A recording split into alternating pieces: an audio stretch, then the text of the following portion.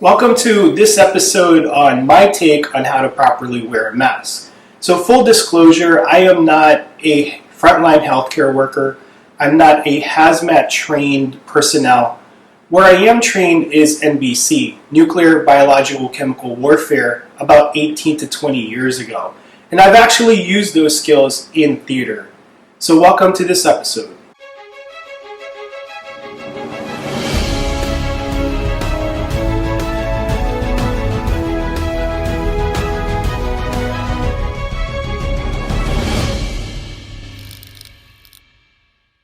So I wanted to do this episode because there are no local mandates for mask wearing. The people that are actually wearing it actually want to wear a mask, but they're wearing it wrong, like this. This doesn't help that person or the person next to them. So put it on correctly. The other one I see a lot is that they actually purchased the N95, which is an excellent mask, and they're wearing it backwards. Here's the nose piece, and they're wearing it like this. The other one is that they're not shaving either, so that's not going to create a good seal. Now, I understand your rights. If you don't want to shave, that is up to you. You might as well wear one of these because you're not creating a seal. So to be honest with you, I did not want to make this video. We are such a country divided right now, and it pains me. But I need to make this video for our subscribers and the people that want to protect themselves and others. So please keep your comments light, no politics, no conspiracy theories, and just try to be as constructive as possible. I'm going to thank you in advance. So donning and clearing my mask. What significance does this gas mask have with COVID-19? And no, I don't run around my neighborhood in this. It's just the training that I received 18 to 20 years ago. As I walk in life, as life gets harder or easier, when it gets harder, I revert back to my Marine Corps manual for answers. Well, guess what? I just did that again to make sure that I'm teaching you guys how to clear and don your gas mask the right way. So donning on the gas mask. What I'm going to do is put this on, but I'm going to clear it once I put it on my face. Whatever is going to come from here to there, whether there's COVID-19, tear gas, or mustard gas, I'm going to blow it out. After I blow it out, what I'm going to do is check for the seal. And when I check for the seal, I don't want anything coming in from the sides or the bottom. I want all of that air to come through the filtered gas mask, the filter of the gas mask. Here we go.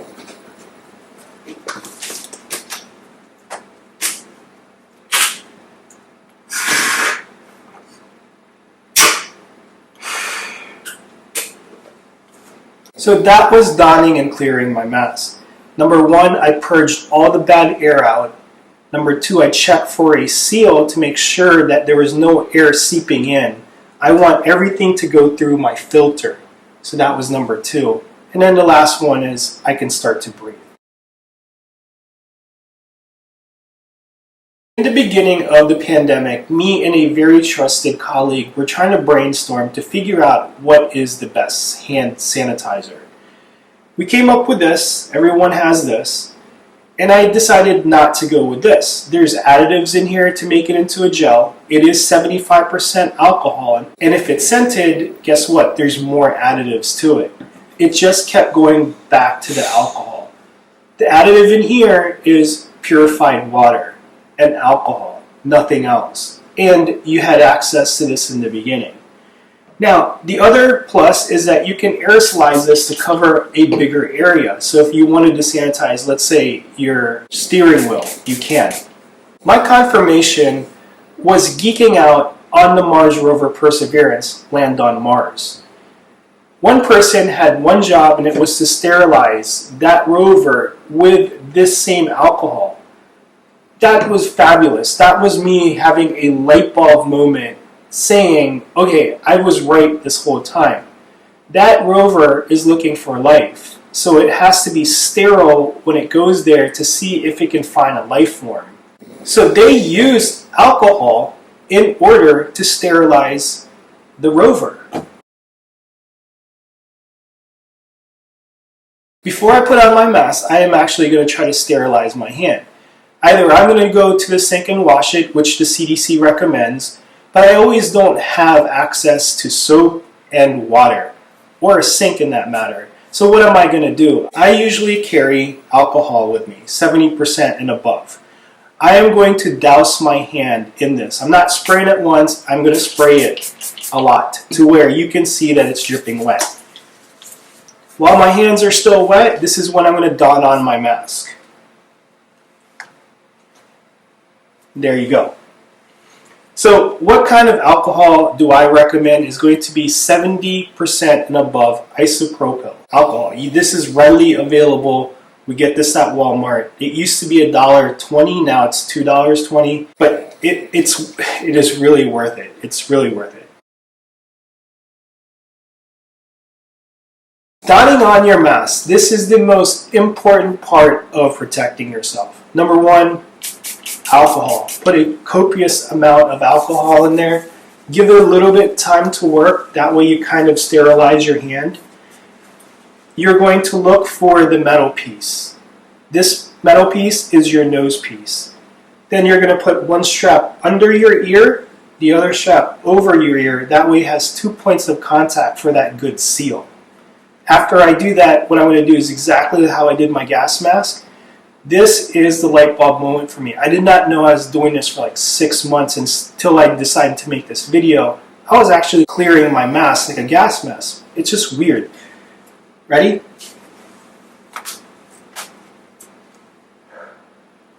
And that's it. That's how simple it is. The last part of this is checking for a seal. What I'm going to do is when I inhale, it should concave in. When I exhale, it should puff out just a little bit. If I have a leak, you're going to feel a cold rush of air back and forth. Even in the warm climate, you'll feel a cold rush of air. If you do not know what I'm talking about, take a magic marker or a pencil and put it through your mask. You're going to feel that you're able to breathe easier. That means you have a leak. And plus you're going to feel that air just rushing in and out. Do that to see if you have a proper seal. If I'm going to take this off, guess what? Alcohol again. Remember that little joke everybody says? I don't know where his hands have been. So that's why you don't know where your hands have been either. Alcohol up before you touch your face. This right here is going to be the vessel. Your nose, your eyes, your mouth is that vessel for the coronavirus to come in. So that way, if you touch your face, make sure it's sterilized. 20 to 30 seconds, like you're washing your hands. Give it time, and then you can touch your face. You thought I was going to touch my face with alcohol, huh? So how do I know my mask is working? I don't have access to a fit test, so I actually go into the supermarket. When I'm at the flower aisle, I don't smell anything. And then when I go to the fish aisle, it distorts it into another smell. I can't really tell that it's fish. How do I really know it's working? I get dizzy because I'm breathing in my own CO2. So just be careful with the N95s. They're still better than coronavirus, but at the same time, your lungs, your diaphragm has to get used to this. So give it a little bit of time and some practice if you have access to it. So storing and sterilizing your mask. Mine is very simple. Time. I try to get 7 days on it. Find somewhere clean and rotate them through. So if you have 2 or 3 masks, just rotate them through. That way you're wearing the cleanest one. It is very simple. I don't use any additives. I don't use Lysol, bleach, or any of those chemicals because if it dries up, are you going to be inhaling that? It's just time. Try to do 7 days. That's the key. Time. What types of masks am I going to recommend? Is going to be the P95 or P100. These are very elusive. These are made for painting, so they're oil resistant and aerosol resistant, which is very, very good. This has served me for a year and it still holds up. So get the 3M if you can find this charcoal color. N95. The N95s, we've had enough time to make these. I get it. You're like, save them for the frontline workers. We have made billions of these, and we don't run out. Why? Because they're made in America. They're not made in China. We've had enough time to manufacture them. The other reason, too, is this.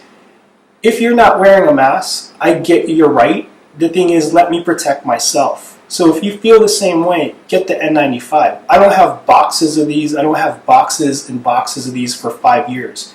I just have enough for this year. So I'm not abusing it or the frontline workers. Protect yourself. Make your R value 0 or 1. Don't spread COVID-19. The other mask that I'm going to recommend, but I don't have access to, is the FFP2. That's the European version. And lastly is going to be the N95. Please be careful with these. Make sure the manufacturer, you've heard of them. Sometimes it's just hit or miss. And lastly, if you don't have access to those, your surgical mask or a cloth mask, these are good too. Just make sure if you're in a crowded room to stay in there and limit your time as short as possible. CDC also recommends to double mask if you don't have access to a KN95 or an N95. So if you have trouble breathing, if you have COPD, CHF, consult your physician, but there is an N95 out there. It's the 8511 by 3M. It works very well. It has a one-way valve on there, and it will let you breathe a little bit better because you're not breathing in your own CO2. With my mask, I will actually get dizzy by the time lunch comes by, and I actually have to walk around the parking lot in order to catch my own breath so I don't get dizzy. Those masks are very good, and they are still available, as you can see, on Amazon. So take advantage of that, but please consult your physician first if it's right for you.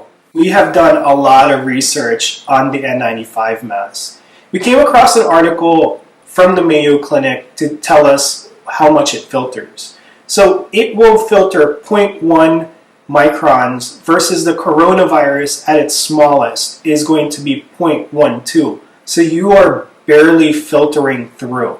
But it is working. I have been exposed multiple times by my coworkers, and they didn't know, but I was in an enclosed booth with them, and it works. So if you can get access to an N95, please do. In closing, if you guys made it this far, thank you for a video I did not want to do. Please take care of yourself and take care of others. Be part of the solution.